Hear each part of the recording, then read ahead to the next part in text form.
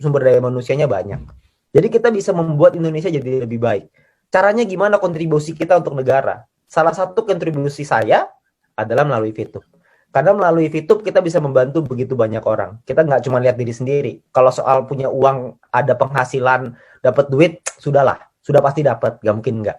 Kalau nggak dapat, Anda nggak lagi di VTube itu namanya. Kalau Anda lakukan dengan serius, kalau Anda kerjakan, uang itu udah pasti ada. Pasti. Cuman masalahnya bukan cuma uang. Tapi apakah kita bisa membantu orang lain? Apakah kita bisa membantu tim kita untuk bisa sama-sama sukses seperti kita? Apakah kita bisa membantu tim kita untuk bisa merubah hidupnya? Nah, itu tantangannya. Nah, tantangan itulah yang mungkin saya akan ajak teman-teman semua. Jadi bukan hanya kita memperkaya diri, karena itu tidak penting.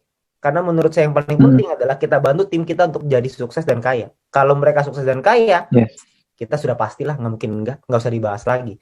Jadi jangan pernah fokus ke diri sendiri, tapi fokuslah ke tim kita. Nah, untuk itu Anda perlu belajar. Anda perlu belajar dengan mentor-mentor yang tepat. Gitu.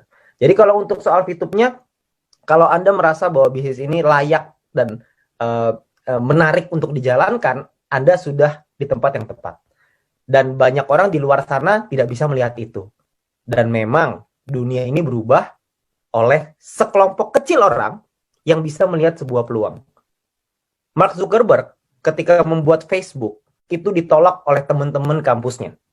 Tapi beliau tetap jalanin dan sekarang ada yang percaya, ada yang tidak percaya. Yang percaya sekarang menjadi salah satu orang terkaya di Amerika dan orang yang tidak percaya tentunya sekarang gigit jari. Nah, mungkin teman-teman kita juga sama. Orang melihat VTube dari sebelah mata. Tapi kalau kita bisa melihat VTube dari kacamata yang berbeda, kita bisa melihat peluangnya di situ. Selamat untuk Anda.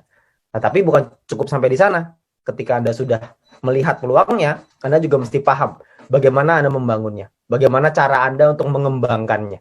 Karena kalau Anda sudah bisa mengembangkannya, maka Anda bisa bukan cuma membuat hidup Anda dan keluarga Anda jadi lebih baik, tapi Anda juga bisa bantu ribuan, ratusan ribu, puluhan ribu, bahkan mungkin jutaan orang di Indonesia bisa berubah hidupnya karena Anda. Jangan main-main dengan sebuah keputusan.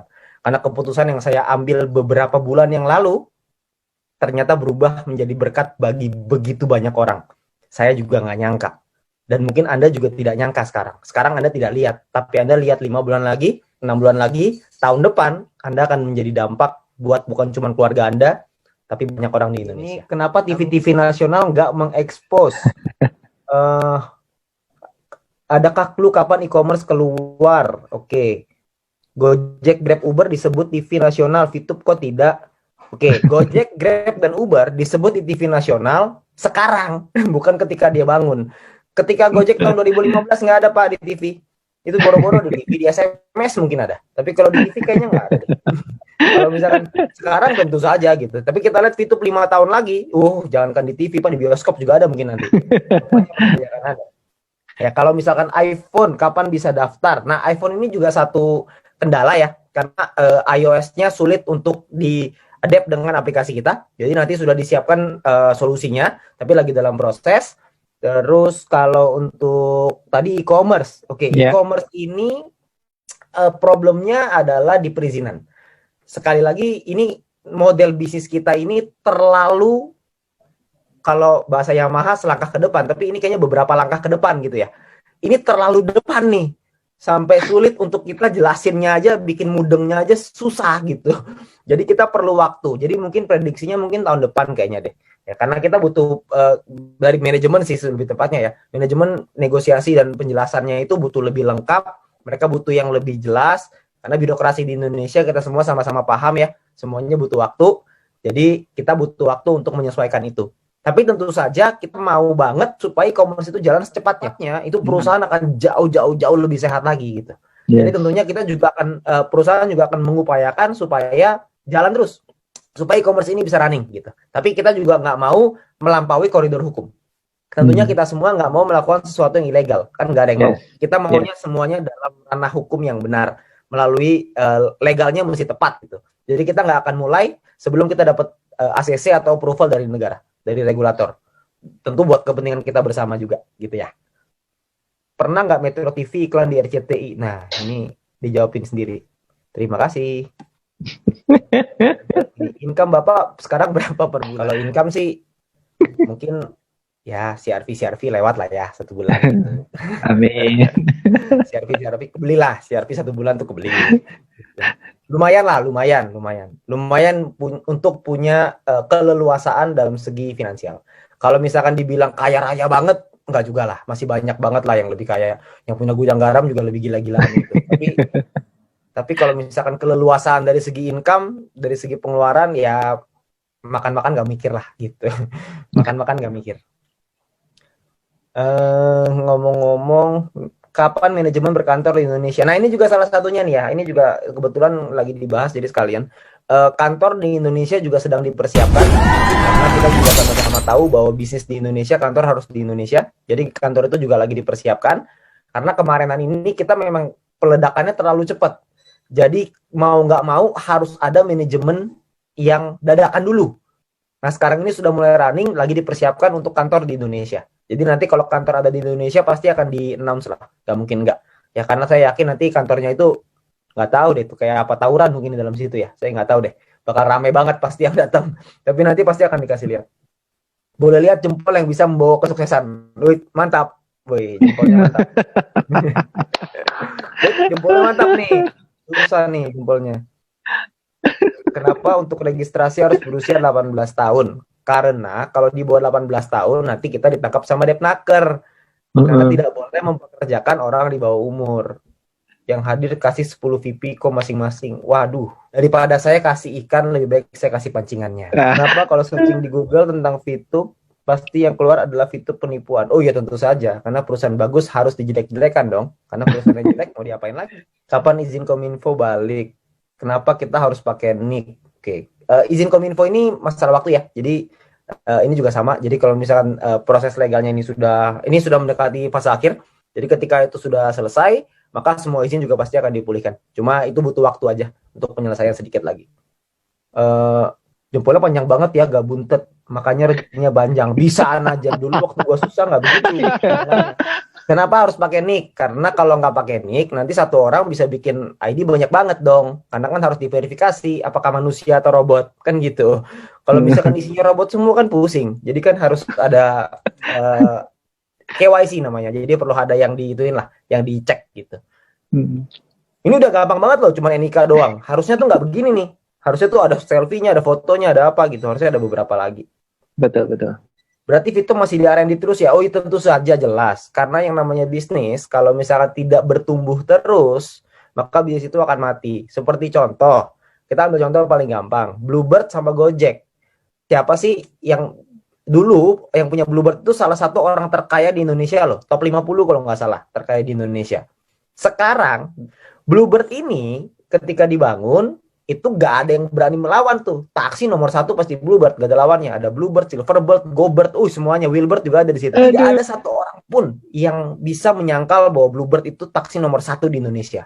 Nah, tapi ketika Gojek itu muncul, Gokar itu muncul, terjadi apa ya namanya ya? Terjadi ribut gitu antara Gokar, supir Gokar dengan taksi.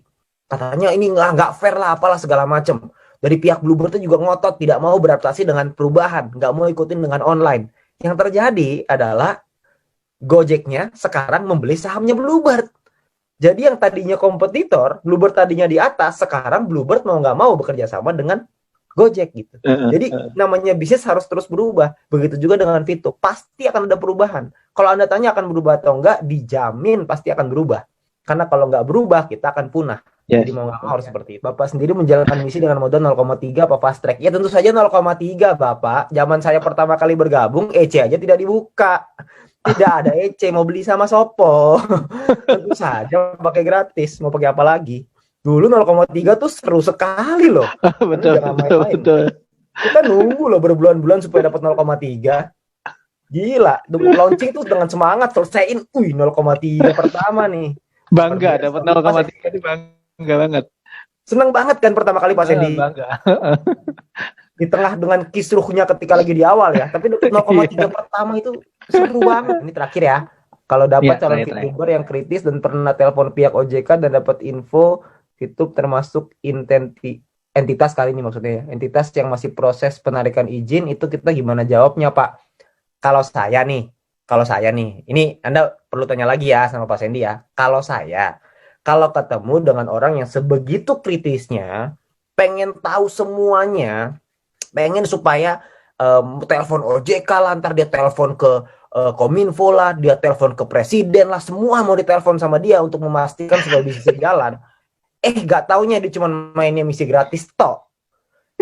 Kalau saya boleh milih, kayak gitu biasa saya Nina boboin, biar bobo aja, jangan dibangunin, karena repot, karena lucu, orang itu mau ikut bisnis yang fresh, yang namanya bisnis fresh selalu ada tantangan di awal, selalu tidak mudah di awal. Kalau bisnis yang sudah established, bisnis yang sudah jadi, bisnis yang sudah kuat, legalitas gak ada lawannya, udah aman semuanya, ya Anda tunggu dulu 2 tahun lagi lah gitu. Mungkin beliau itu bergabungnya waktu yang tepat 3 tahun lagi dari sekarang. Jadi jangan Anda fokus sama orang yang seperti itu. Kalau saya lebih fokus sama orang yang melihat peluang daripada orang yang melihat masalah di balik peluang.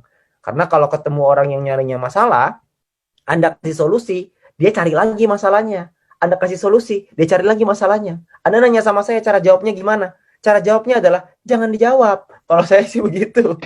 Makin dijawab, makin panjang. Jadi mendingan nggak usah. Kalau saya sih begitu ya, tapi Anda bisa tanya lagi dengan Pak Sandy. Mungkin Pak Sandy punya trik yang lebih mantep. Jadi thank you teman-teman semuanya. Saya udah kasih kesempatan untuk sharing di sini. Harapan saya adalah teman-teman semua di sini bisa mendapatkan manfaat seperti yang saya rasakan, seperti yang Pak Sandy rasakan, dan seperti leader-leader Anda rasakan. Tapi ingat, untuk Anda mencapai di posisi seperti Diamond, Platinum, itu tidak mudah. Butuh kerja keras, butuh perjuangan. Jadi siapkan hati Anda untuk kerja keras itu, siap-siap buat berjuang, dan saya yakin kalau misalkan kita bisa, Anda juga pasti bisa. Thank you. Oke, bagaimana teman-teman? Sudah menyimaknya bukan? Nah, kalau kalian masih kurang paham juga tentang apa yang beliau katakan ya, kalian boleh menyimak di video di channel Anto Green Palm ini. Jadi untuk kalian boleh klik di atas ini ya, yang ada timbul di atas ini. Silahkan kalian klik saja. Di situ kalian bisa tonton. Terima kasih buat kalian. Sebelumnya kalian boleh subscribe channel ini dan klik tombol loncengnya apabila kalian ingin mendapatkan info-info terbaru dari saya. Kalian boleh klik tombol loncengnya itu tadi. Oke, sampai jumpa di video selanjutnya. Ciao.